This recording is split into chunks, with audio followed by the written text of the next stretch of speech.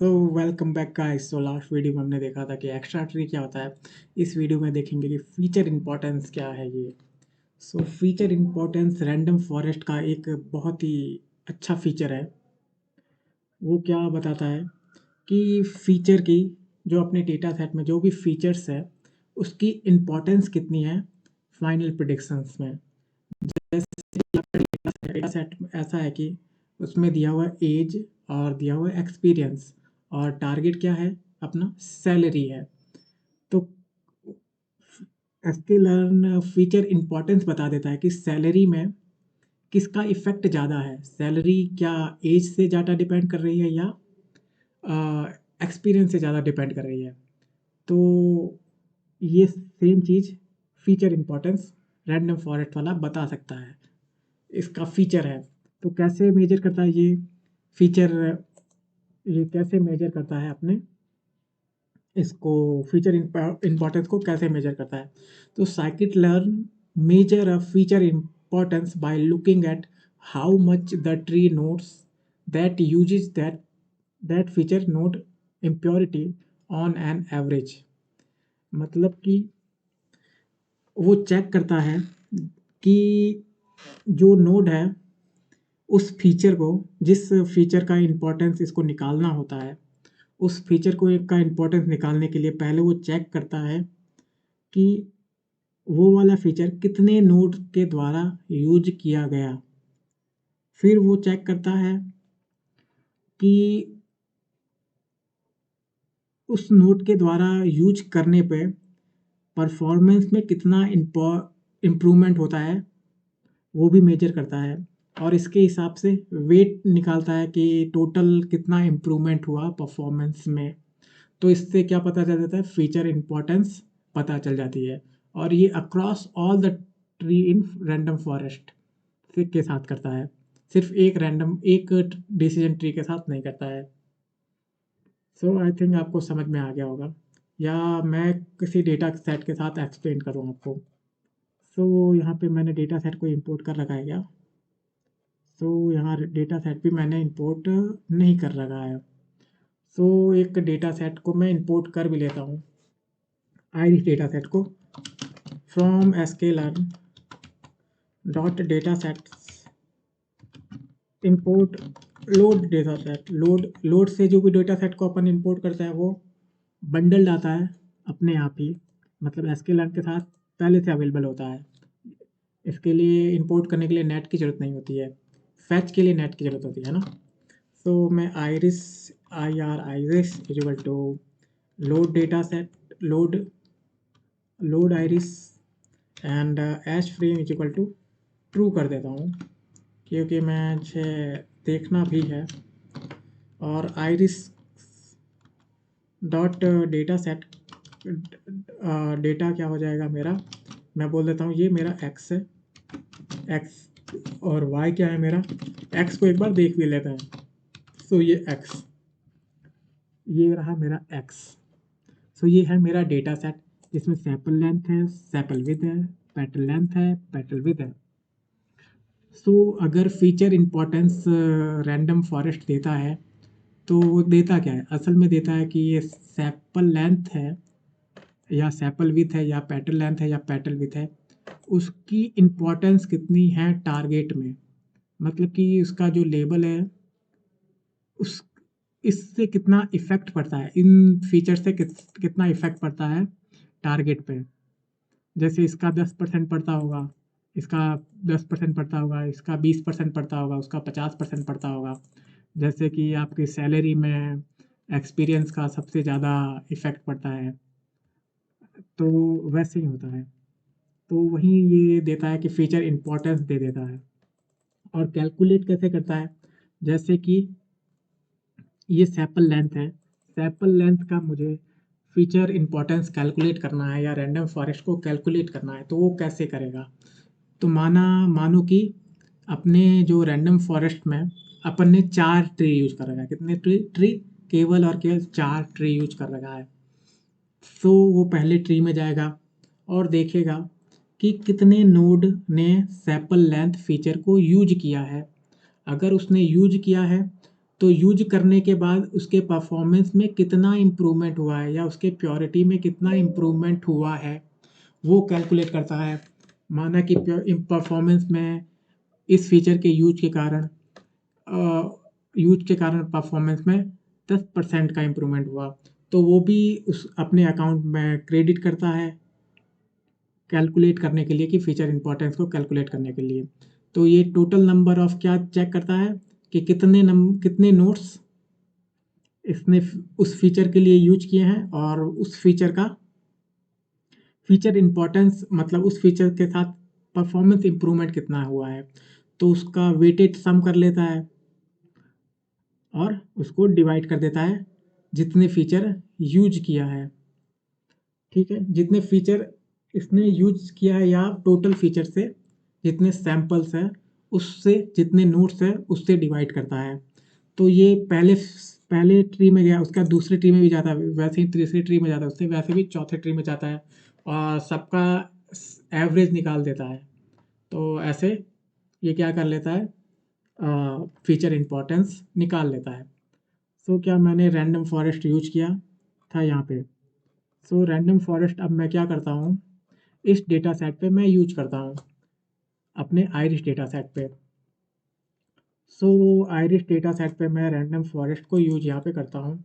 सो मैं random forest पहले बना लेता हूँ। तो RND FST is equal to random forest classifier, और इसमें एन एस्टिमेटर मैं देना चाहता हूँ कि 5 क्लासीफायर यूज करें, 5 या मैं 10 दे देता हूँ, 10 क्लासीफायर यूज करें। वैसे इसको हाई रखना चाहिए, एन एस्टिमेटर को थोड़ा बहुत हाई रखना चाहिए। और आप एन जॉब भी दे दो कि सारे अवेलेबल कोर यूज करें। और क्या बूस्टिंग इज इक्वल टू कर दो कि हाँ बैगिंग यूज करना है तो ट्रू, मुझे बैगिंग ही यूज करना है। और ओ बी स्कोर भी दे सपोर्ट करे तो ओ बी स्कोर को भी मैं ट्रू कर देता हूँ। मैक्स फीचर्स कितने फीचर ये सपोर्ट करें, मैक्स फीचर को SQRT, ये max feature SQRT by default होता है तो SQRT ही डाल देता हूँ SQRT। और क्या क्या डाल सकते हैं, मैक्स फीचर डाल दिया, मैक्स सैंपल भी डाल देता हूँ। Max sample is equal to 1.0 कि जितना ट्रेनिंग सैंपल है उसकी साइज के बराबर होना चाहिए। Boot strap sample, bootstrap feature, boot strap STR boot strap आगे फीचर नहीं बता रहा है क्या। वर्ड रैप इसमें व्यू का है क्या कोई ऑप्शन, वर्ड रैप है कहीं पे, टूल बार, वर्ड रैप नहीं हो रहा यार। Raw cell format, slide show, attachment, tag. भाई एक सेकंड में पॉज करता हूँ। तो पता नहीं कैसे वर्ड रैप होगा, मैं सर्च करके देखूंगा होता है या नहीं, सपोर्ट ही करता हो या नहीं करता हो। तो मैं यह Ctrl+X Ctrl+C करता हूँ और इसके नीचे वाले सेल में इसको मैं करता हूँ। ठीक है, ये क्या हो गया, मैं व्यू को सेल नन, ठीक है, और इसको मैं एंटर करता हूँ। ये स्लाइड टाइप इसके नन नोट्स और सब स्लाइड्स इसके नोट्स, क्या है ये। सो वही है भाई। सो मैं इसको बस क्या करता हूँ नीचे ला देता हूँ। ठीक है, मैक्स फीचर यहाँ पे, मैक्स सैंपल यहाँ, bootstrap feature, boot strap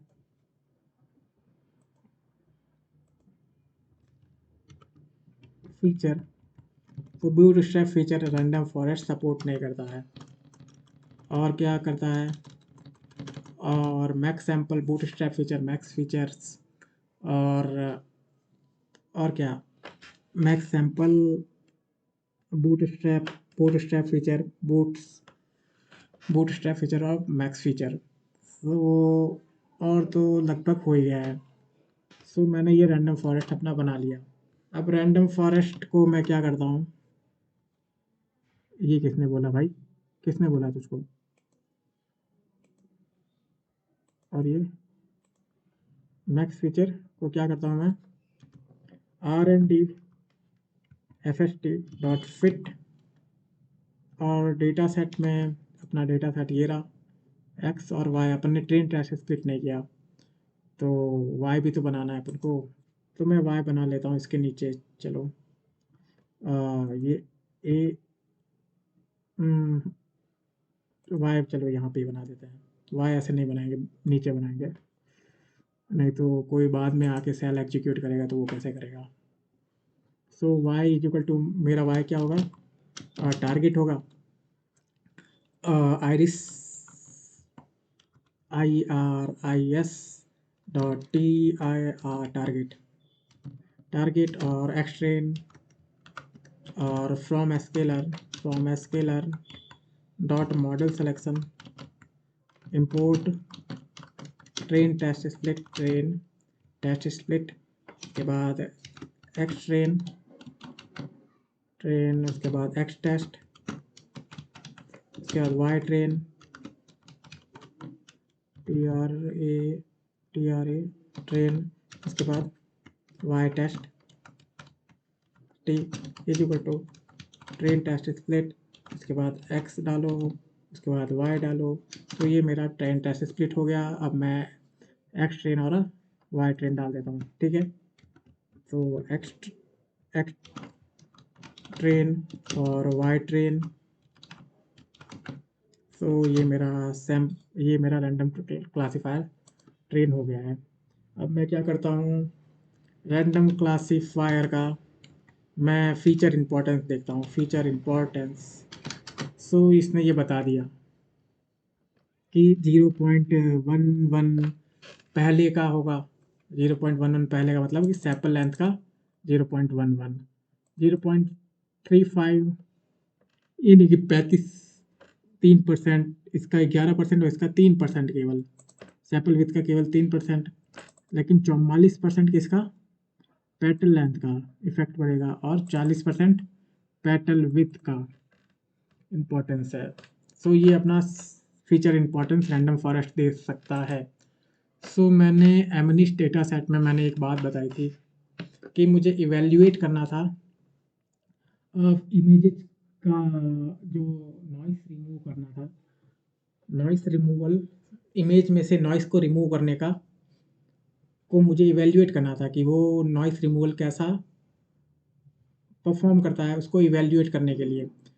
तो मैं इवेल्युएट करने के लिए मुझे एक फ़ीचर इम्पोर्टेंस चाहिए था, मैंने उस क्लास में भी बताया था कि मुझे फ़ीचर इम्पोर्टेंस चाहिए। ऐसे तो मैं सारे फ़ीचर एक जैसे बिहेव नहीं कर रहे हैं, कुछ कुछ फ़ीचर ही ज़्यादा इम्पोर्टेंट है, तो वो इम्पोर्टेंट फ़ीचर में जो चेंजेज आएंगे वहीं वो ज़्यादा परफॉर्मेंस में इफ़ेक्ट डालेंगे। तो उसी के बेसिस के हिसाब से मैं करना चाहता था इवेल्युएट, ना कि सारे फीचर को मैं एक जैसा ट्रीट करना चाहता था। तो वहाँ पे मैं रैंडम फॉरेस्ट यूज करके ये सब कर सकता हूँ, और उससे फीचर इंपॉर्टेंस भी आ जाएगी, और मुझे जो फीचर इंपॉर्टेंस से करना है वो पता चल जाएगा। तो क्या वो मैं कर भी दूँ क्या? तो कर देता हूँ, ठीक है। तो पहले मैं पॉज करता हूँ। सो यहाँ पे मैं अपना एमनिस्ट डेटा सेट को फैच कर रहा हूँ। सो इसके लिए इंपोर्ट किसकी किसकी रिक्वायर्ड होगा, क्या रिक्वायर्ड होगा, नेट रिक्वायर्ड होगा, है ना। Fetch open ML net required होगा। अगर आपके पहले से आपने फैच कर रखा है तो वो कैश मेमोरी में से अपने आप फैच कर लेगा, ठीक है। सो मैं अपना MNIST AMNIST MNIST is equal to क्या बनाता हूँ, अपना फैच ओपन एमएल, और उसको क्या एमनिस्ट एमनिस्ट 784 और एच फ्रेम को मैं फॉल्स, क्योंकि ये फ्रेम को मैं फॉल्स सेट कर देता हूँ, FAL फॉल्स सेट कर लेता हूँ, ठीक है। ये मैंने फॉल्स सेट कर लिया,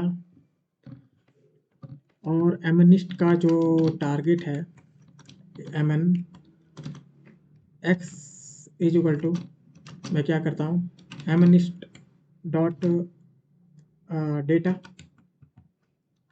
डेटा और y is equal to mnist dot target mnist dot target target target. So ये थोड़ा टाइम ले लेगा।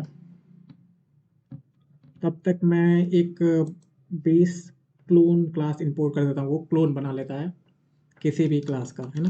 From sklearn dot base import clone, ठीक है। और मैं बना लेता हूँ R&D CLONE clone is equal to R&D clone of R&D, ठीक है। CLONE clone of R&D clone of R&D मैंने पहले सर्च किया था क्या, R&D FST है ना, R&D FST। चलो, तो ये मेरा क्लोन मॉडल बन गया। तो R&D क्लोन डॉट फिट क्या करता हूँ मैं, फिट अपने x को और टारगेट y को भी। चलो अभी थोड़ा टाइम ले लेगा, कोई नहीं, टाइम लेगा, ज़्यादा नहीं लेगा ये। सो ये हो गया अपना। अब मैं फीचर इंपॉर्टेंस देख लूँ क्या, R&D clone dot feature importance, कितने फीचर है इसमें, 784 फीचर्स है और उसके इंपॉर्टेंस भी आ गए हैं। अब मैं इसको प्लॉट करके देखता हूँ। सो PLT है क्या, हाँ PLT है, डॉट प्लॉट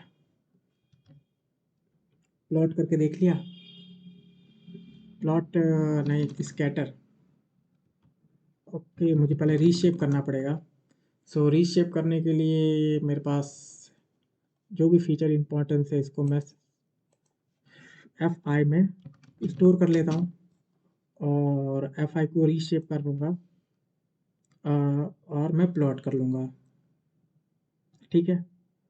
सो PLT dot IM show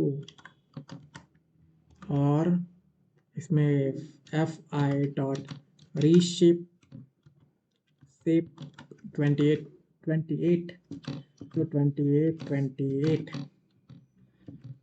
so क्या हुआ भाई, अच्छा मैंने ये एग्जीक्यूट नहीं किया। सो इसने दे दिया ये, और इसका मैं क्या करूँ, तो इसने क्या दिया,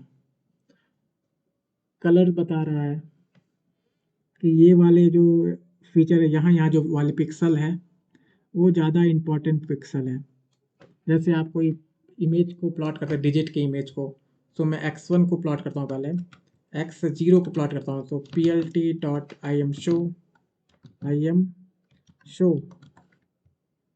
और x पहले को मैं डॉट रीशेप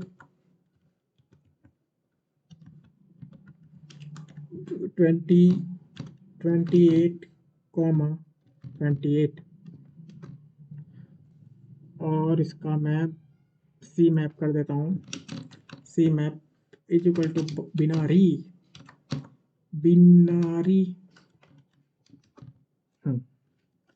तो आप किसी भी इमेज को उठा के देखोगे तो क्या बताएगा, ये जो सारी इमेजेस है वो बीच में ही है ना। और साइड वाले जो ऊपर वो किनारे किनारे इमेजेस है, साइड्स है, वो हमेशा के हमेशा वाइट ही रहता है सारे इमेजेस के लिए। अब मैं एक जीरो भी किया और मैं 5वां भी करता हूँ तब भी ऐसा ही है।